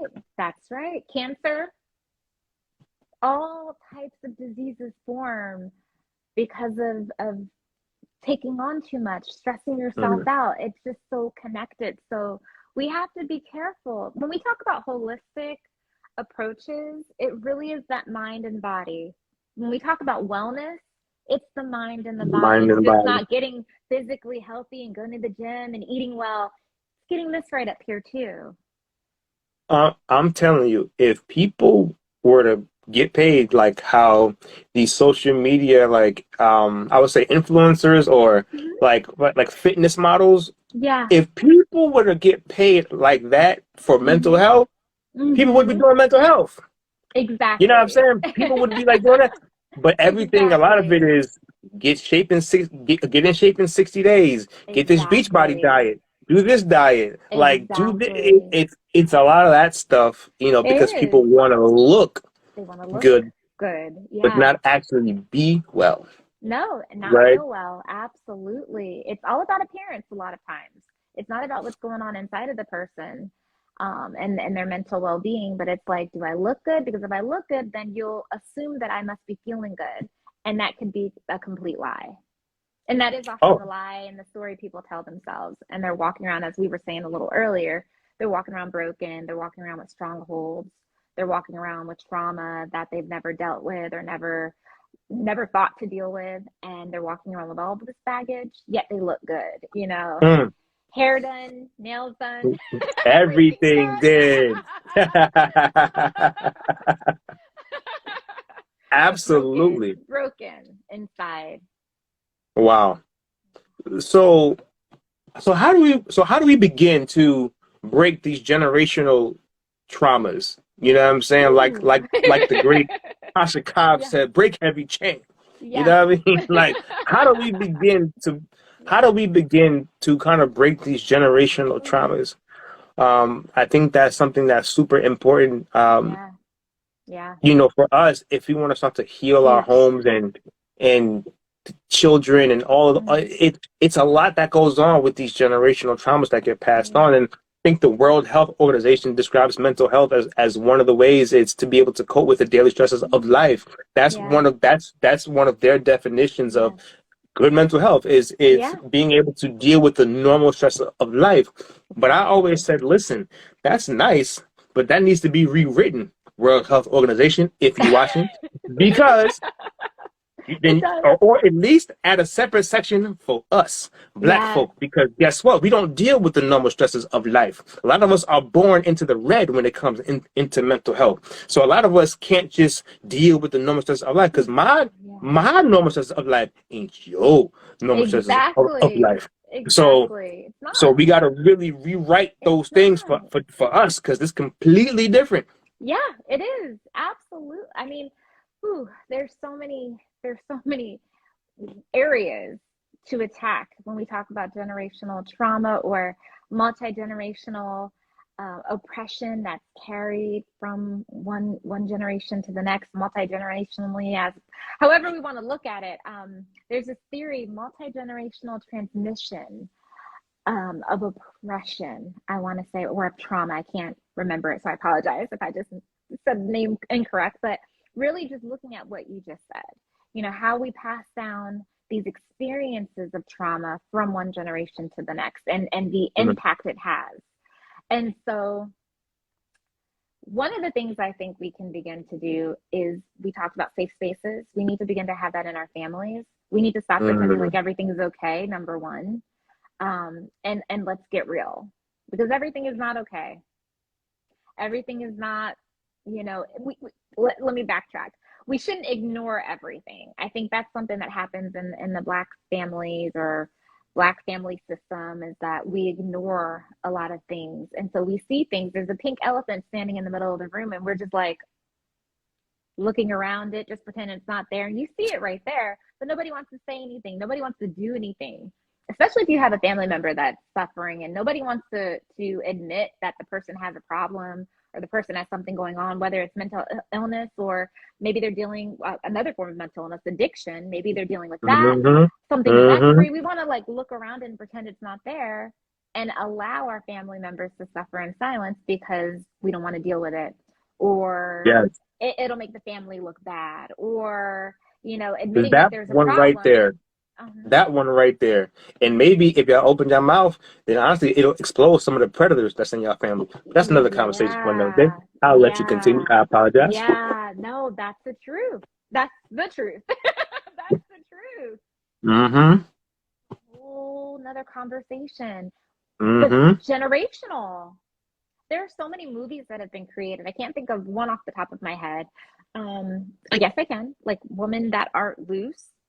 And I haven't seen that movie Okay. in a long time, but that really talked about trauma and childhood trauma. And there's so many other films, independent films that have been made that speak to that, in the Mm-hmm. Black community. And it's so real. Oftentimes films are made because of reality, things that are actually happening. And so Yes. it's the truth. And I feel like sometimes filmmakers use it as a way to tell the story because it's not being told. We're not Right. exposing this stuff. We're not talking about this stuff. So Exactly. I often, even in my classes, I show a lot of films because I say, sometimes we don't often have the words to express. So let me That's show you dope. this film and then let's talk about it. That's dope.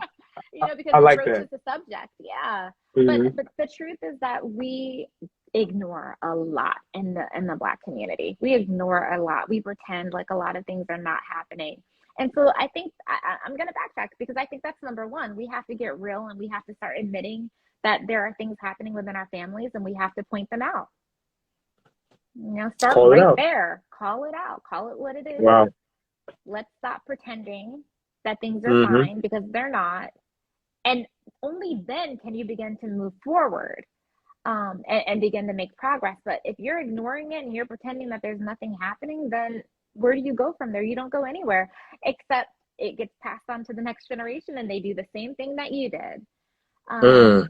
There's just so many elements. I'm thinking off the top of my head, because I taught a lot of the times when I'm speaking, it kind of reminds me of a class that I taught or something that I was teaching my students. But I was teaching a multicultural counseling class last semester, spring semester, and one of the things that I told my students was, which they'd never heard of. Just because of the demographics of my students, they were not familiar with a lot of things happening amongst the Black community. So I taught them about, light skin versus dark skin and how that creates trauma. And so when you're sitting with a client that's African American, you have to Mm-hmm. realize that something like this, a conversation surrounding that might come up.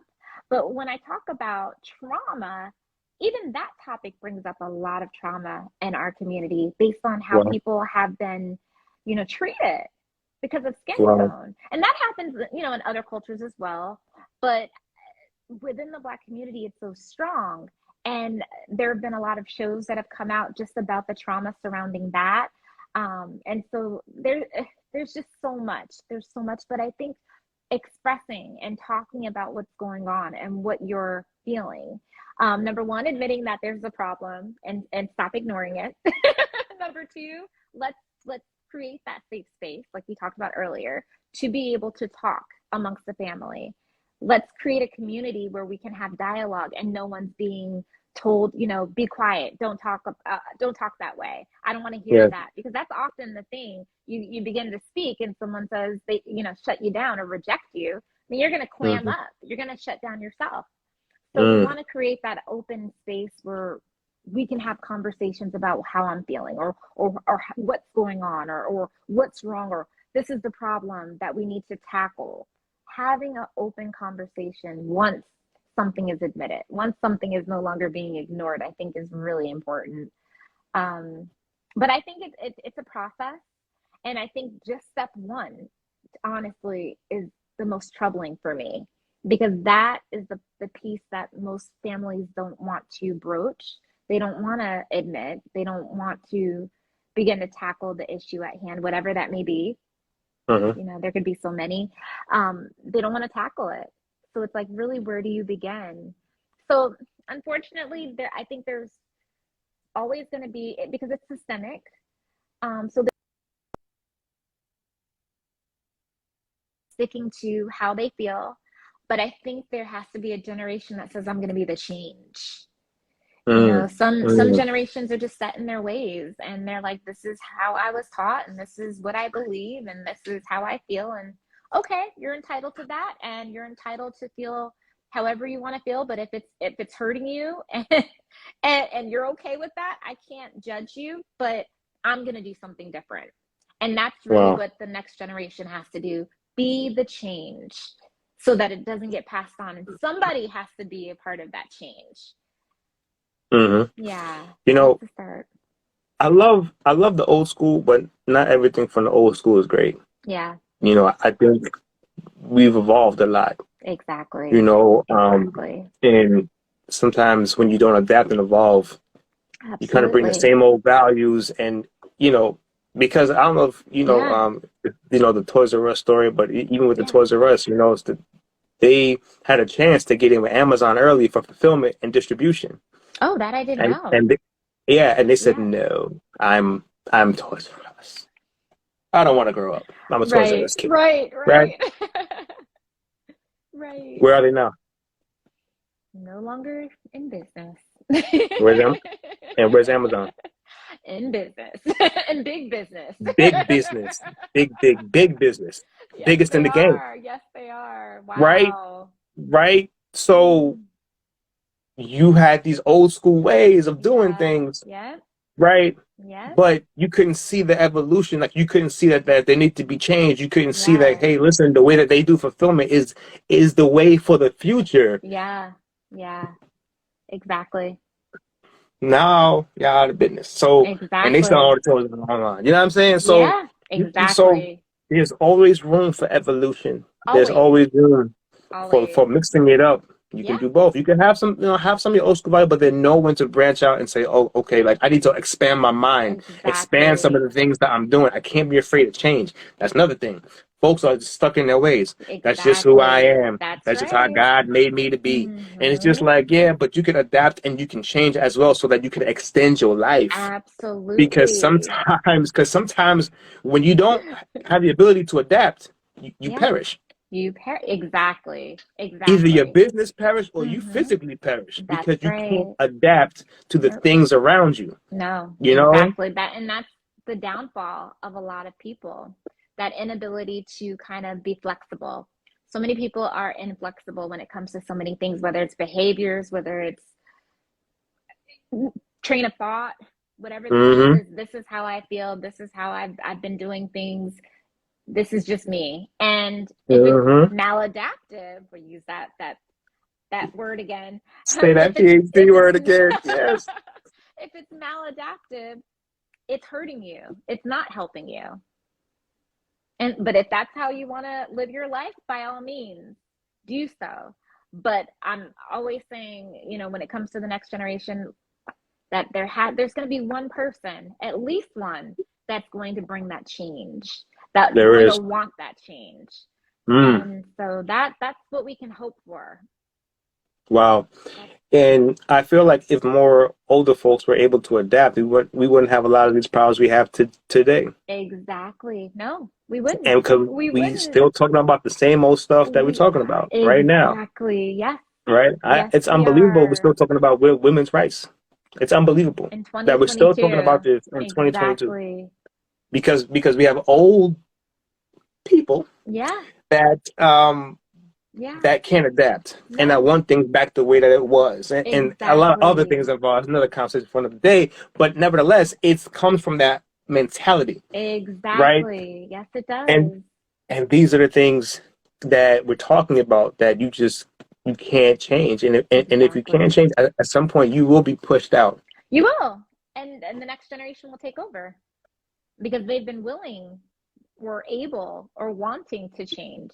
They're Hmm. welcoming change. And Hmm. so, yeah, things do change regardless whether you're gonna go with it Hmm. or not. That's your choice. And I think it comes with the ability or lack of rather of Mhm. to mix up your routine. I think you know how I'm like so sorry. I paused. everybody goes. You Can you paused? hear me, You good? Terrence? Yeah, Okay, yeah. I paused. Sorry. Yes. Nah, it's okay.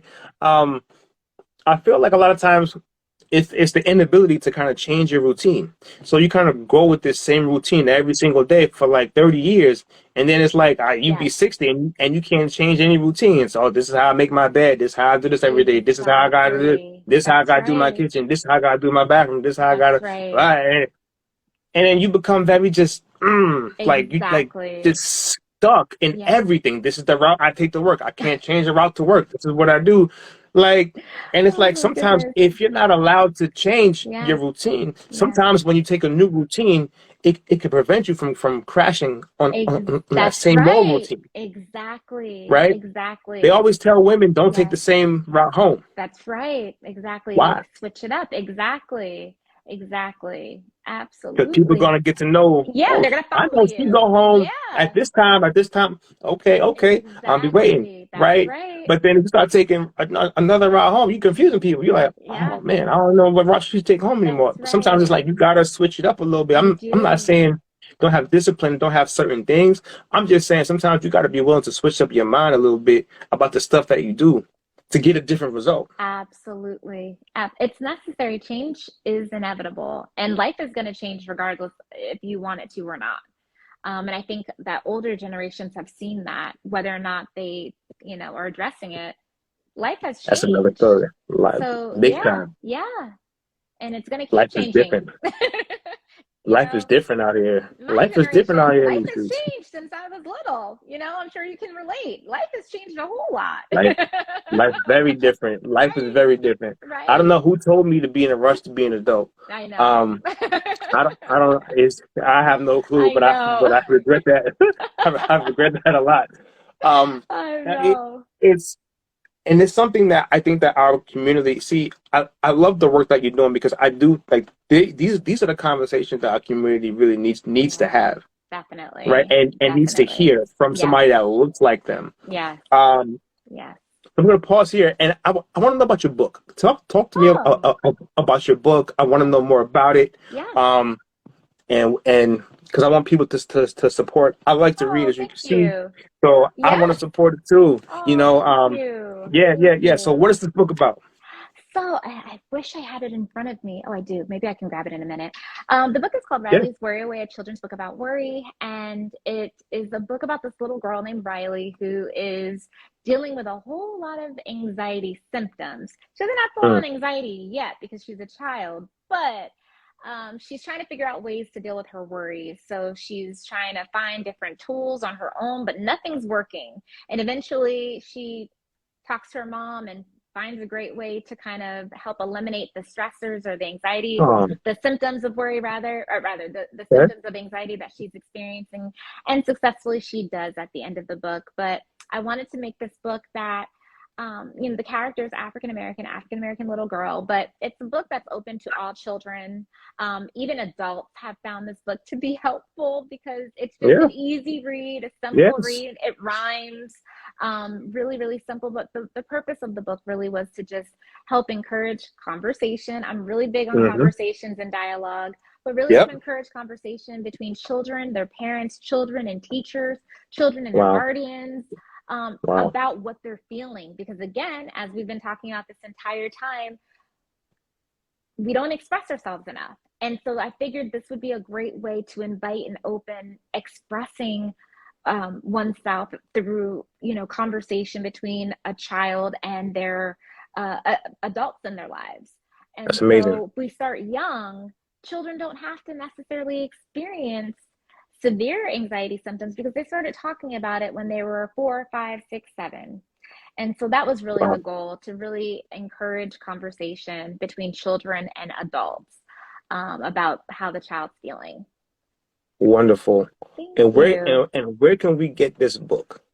It's available through Amazon, Barnes and Nobles, Target, I think Walmart right now, all the Hmm. major retailers. So if you just Google Wonderful. Riley's Worry Away, you'll find it. Or just, Riley's Worry Away. yes. I love it. I love it. I love Thank it. you. I think that'll help a lot of adults and Yes, kids. yes. Obviously.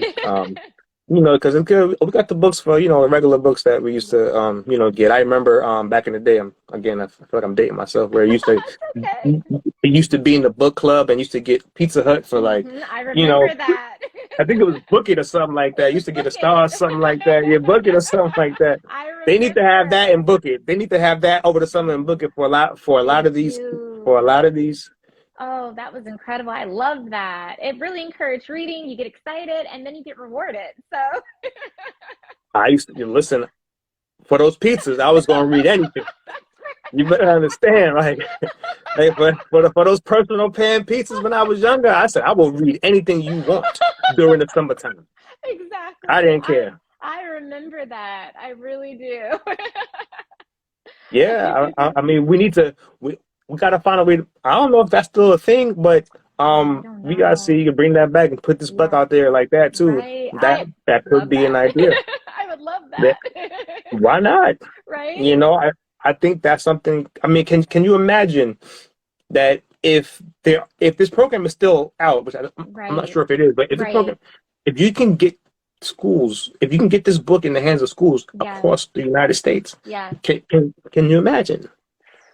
That would be amazing. The conversations that would take place, the dialogue that would happen, children just opening up and just speaking to kids, just reading the book at a couple of different Barnes and Nobles locally. Kids have spoken up and said, I experience anxiety. I've gone to schools and I've talked and shared the book, and Yeah, they yeah. get it. They get it, but just they want to be able to talk about it. And so this is just that one way that the subject is broached, and just to encourage conversation surrounding feelings and emotions. Wow, that is amazing. Thank you. And I encourage everybody to go support this amazing Black Oh, thank therapist. you. And going out and getting this book. I will be getting this book, and I will be telling people Thank about this book. you. Thank you so much. And once I get it, I will put it on my page, Oh, and we're thank gonna get the you. word out. We're gonna get the word out there, I um, appreciate it. because it is necessary that kids get this book too. Thank you. Because they go Yes. through a lot of things and they get good gifts and toys and all that stuff, but to get Yes. something like this ahead of time Yes. can save their life. That's And it right. can save a lot of other people's lives. Heck, it That's could save right. adults' lives too, Sure. because Sure. a lot of us like simple reads at this point. Everything as an adult seems complicated and I tough. Like the know. last thing you want to come home to is like, because I got the I remember when the Obama book came out, and I got Yes. Obama, and I got it, and No. No. I was like, I was like, I was like, I'm so tired. I was I like, man, this is. know. I said, how many pages? I was like, 500. I Right. was like, oh. I was like, oh man. I was like, all right. I Right. said, let me get Yes. started on this like another day. But you come home, Right. you read that, you read your book, and it's just Absolutely. like, ah, I You're have like, the but mental capacity right. to deal with this. I Right? can You know, handle this like right this is now. yeah. Yeah, Obama could have split that book up in like three different books, part one, two, and three. I would probably bought all four, but you gotta give me that in like little doses, man. Doses. I was just Yeah. like, Yeah. I was like, whoop. I said, you had a lot to say, It's funny. but I love him though. Yeah. Um, I Yes. Yes. I love him though. Yes. Want to meet him one day. Absolutely. I Um, know. so if somebody wants to book your services, Yeah. is it only in New Jersey? Can you work or because I yeah yeah Yes, yeah. I'm okay licensed. That was a quick one. I'm licensed in New good yeah Jersey, so outside of state lines, I'm not licensed in any other state at this time. got it. However, my counseling organization is working on some degree of the counseling compact, which is some degree of reciprocity. So we'll see if New Jersey becomes a part of that in the future. Which is interesting because especially with COVID and everything else, Yeah. everything is virtual, you know. Yes, So it it's is. so it's interesting. So it's just Yes. like, Yeah. why couldn't if I found a therapist in Jersey, Right. why wouldn't I want to like, Right. you know, that especially Yes. virtual nowadays. Like, why wouldn't I want to Absolutely. just do this, you Yes. know? So that's interesting that it's still that way. Yes. The only caveat with that, which I kind of understand, is that for ethical reasons in other states, we may not be knowledgeable about their laws when it comes to certain like hospitalizations and the local Ooh, hospitals. So if we needed to contact um, someone because we were fearful that they were going to harm themselves, well, who do we contact in their area? Um, okay, Things like okay. that I didn't could think about that. ethically come up. So that would be the only Okay, thing. But if we can find out that information, let's say we have a client down in South Carolina, and we can get all of the information we need, there's no problem. There are a lot of counselors that are licensed in other states as well. You just have to have that information available. So yeah, hmm. that would be the only caveat I think that could, create Hmm. challenges. But if you get that information, I you're wish there was fine. a system in place for that. Yeah, and might be something they're working on too. They should. Yes, They should. They yes, probably got enough money. They should. yes. Um, let's work on that. You know what I Right, mean? right, right. Oh man, because it should be about helping people. It shouldn't be about Sure, barriers and state lines. sure. You know, like let's help Exactly, people. Like let's help people. exactly. That's It's right. just like That's if right. somebody fell ill in New Jersey and they from New Hmm. York, the doctor's not gonna say they're from New Jersey. Right, We can't can't. help you. We Yeah, possibly can't help you. God exactly. bless you Ex- to see you in Jersey. You know, like no, like exactly. we Make gotta it help back. these people. That's Yeah, right. That's right. yeah. Wow. Absolutely. I agree. Okay, that could be something. Okay, great, Yeah. great. That's good to know. So, if somebody, so the process of getting into therapy, Yes. um, what does that look like? Okay, so it's like, all right, you said, all right, I made the decision. Yes. I'm gonna go. Yes. Yes. Now what? Sorry, I paused. I think I'm getting low on battery, so I'm just gonna plug it Yeah, yeah, yeah, in. yeah. So I apologize. It's letting No, me it's know okay. I have about 10% left, so I'm just gonna get it Oh, 10. set up. Yeah, But while I plug this in, I can still talk. yeah. Basically, one of the things that it would be important to do is to look towards your insurance provider. Um, Mm-hmm. See if they have a listing. They often, well, rather, they always have a listing of providers in the area close to Mm-hmm. you that are available. And then you can also, if you don't want to go through your insurance provider, you can contact Psychology Today. That's the site that I highly recommend. They have a lot of information about therapists in your area. You can review their Psychology today. information. Okay. Yes, they're really, really helpful. I'm on Psychology Today as well. Um, they provide information about their practice, about specializations, insurances that they accept or don't accept, fees.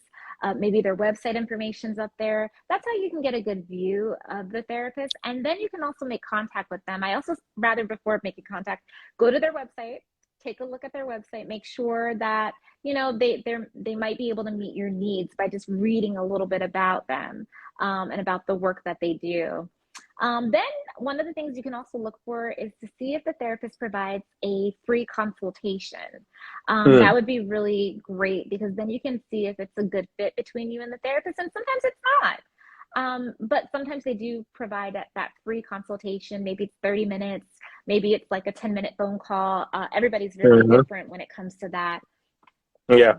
Um, should you find that you have found someone and you've made contact and you've scheduled an appointment, the first step would be an intake session, would be the initial appointment where you're going to meet with the therapist. They're going to ask you a lot of questions about yourself, a lot about your presenting problem, what's bringing you into therapy. They're going to ask you information about your history, social history, medical history, family history, um, educational history, any history of addictions, any history of, you know, anything they can think of, any history of trauma, any history of abuse. They'll ask you everything, and the reason is not to be really, just wanting to know all your Invasive. business. Yeah. Yeah, but Yeah. it's really to find out, how can I better assist you.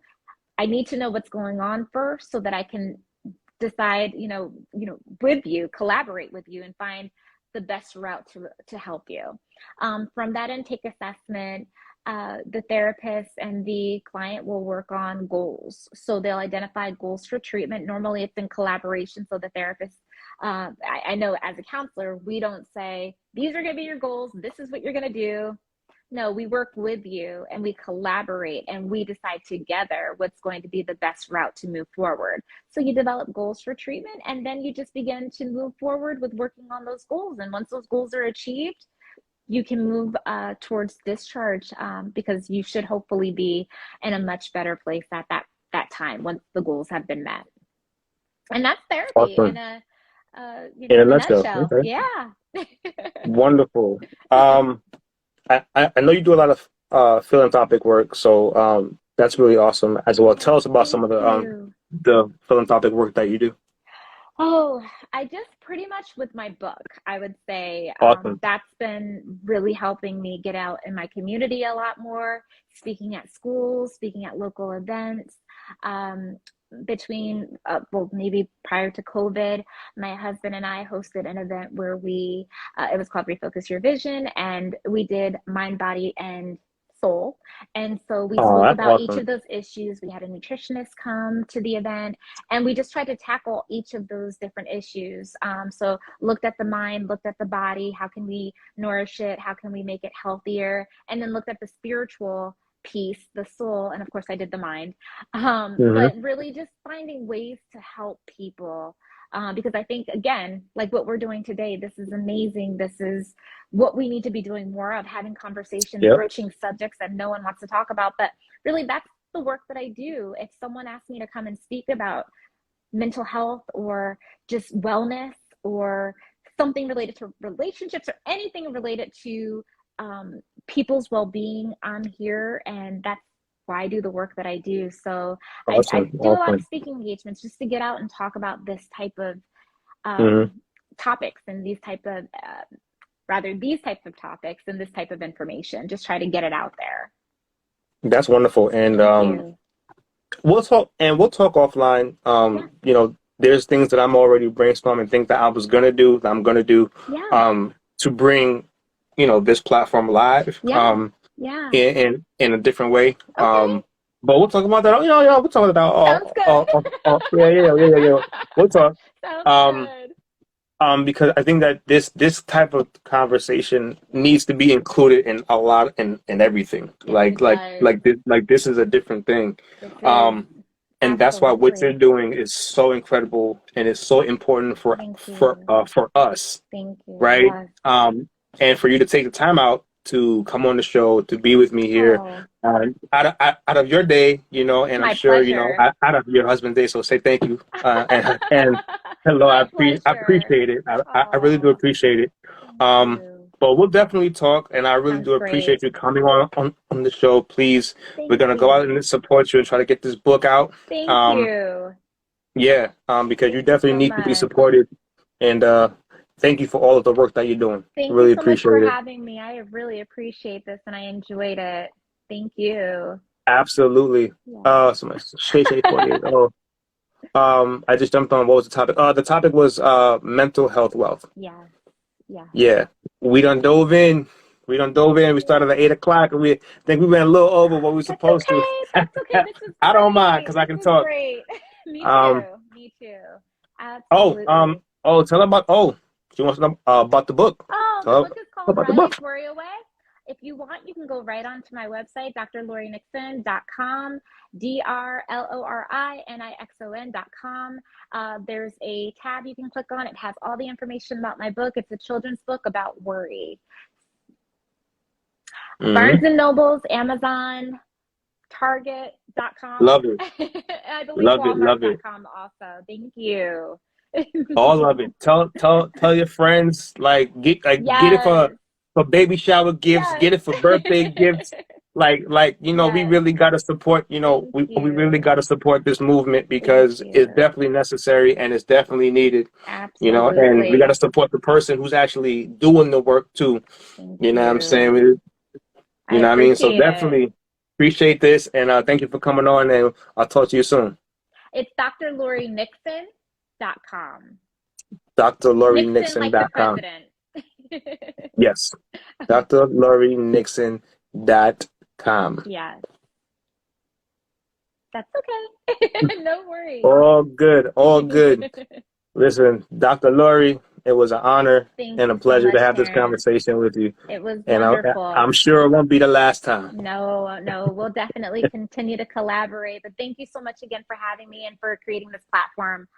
This is wonderful, and I support what you're doing. So Thank you. keep it up. Keep it up. Thank you. Very Definitely necessary. appreciate it. All right. Thank All you. right. Thank you. Have a good night. And thank you, everyone, for tuning in. Absolutely. All right. Take care. Bye bye.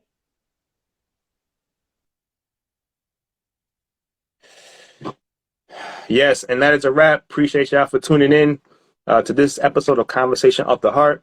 Next episode will be Sunday, July 10th. And it's going to be about everything about relationships.